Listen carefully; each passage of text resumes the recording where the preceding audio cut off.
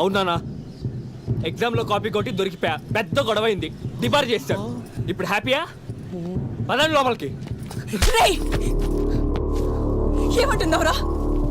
తప్పు చేసింది కాకుండా నాన్నని జానకి,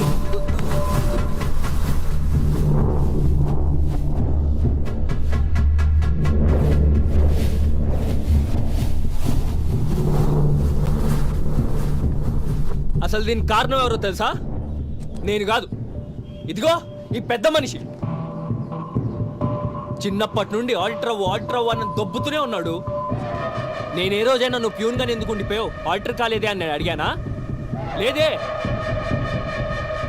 నేను పుట్టగానే ఏమవ్వాలని కోరుకోవడం కలకాదు నాన్న, అది నీ స్వార్థం, పూర్తిగా నీ స్వార్థం.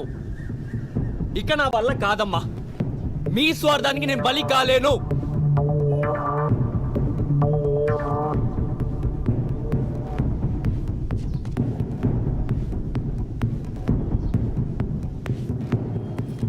స్వార్థమా? ఆయనదే స్వార్థమారా? నువ్వు గొప్పోడి అవ్వడానికి ఆయన ఎంత కష్టపడుతున్నారో నాకు తెలుసురా. ఇన్ని రాత్రులు పస్తులు పడుకొని నిన్ను చదివించడం స్వార్థమారా? నీ కాలేజీ ఫీజు కట్టడానికి వేలకి వేలు అప్పులు చేయడం ఆయన స్వార్థమా? అప్పు చేసి చదివించడం గొప్ప కాదు, చదవడమే గొప్ప. చదవమనేగా మేము చెప్పేది. చదివితే నువ్వే కదరా బాగుపడేది. అందరి తల్లిదండ్రులు చెప్పేదే కదా మేము చెప్పాం. చెప్పినంత ఈజీగా చేయడం. అయినా ప్యూన్ ఉద్యోగం చేసి ఈయనకి చదువుకోవడం ఎంత కష్టమో ఏం తెలుస్తుంది? అంత చదివితేనే కదా తెలిసేది. అవునరా, మరి ఆయనకి నీకున్నంత గొప్ప నాన్న లేడు. వాళ్ళ నాన్న ఇంతలా చదివించుంటే ఈ రోజు ఆయనకి ఇలాంటి గతి పట్టుండేది కాదు. మీ నాన్న లాంటి నాన్న ఈయనకుండుంటే ఎప్పుడో గొప్పవాడయ్యుండేవాడ్రా. ఓహో, అంటే నీ బాధ నేను చదవాలని కాదా? ఈయన చదువుకోలేకపోయాడనా? గట్టు మీద కూర్చొని నీతులు చెప్పడం కాదు, దిగితే తెలుస్తుంది లోతు. ఓ చదివించానని డప్పు కొట్టడం కాదు. నేను చదివిస్తాను, నువ్వు చదువుతావా? నువ్వు చదువుతావా? చదువుతాను. అవును జానకి, చదువుతాను. ఆహా, అంత చదివే కెపాసిటీ నీకుంటే ఎంత కష్టమైనా పర్లేదు, నేనే ఫీజు కట్టి నిన్ను చదివిస్తాను.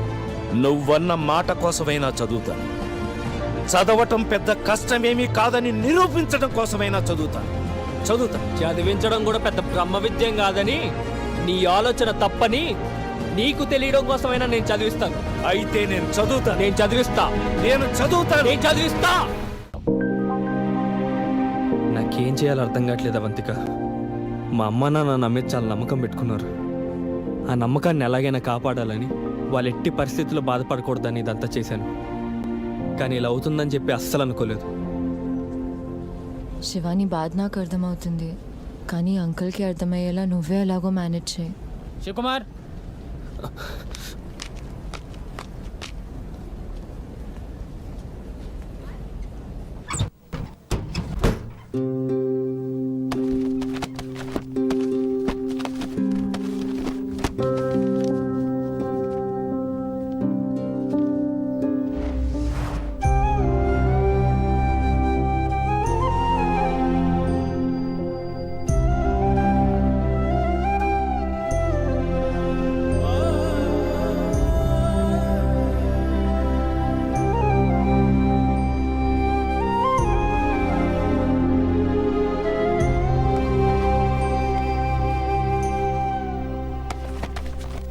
ఏంటండి, రాత్రి నుంచి భోంచేయలేదు, కొంచెం కాఫీ తీసుకురానా?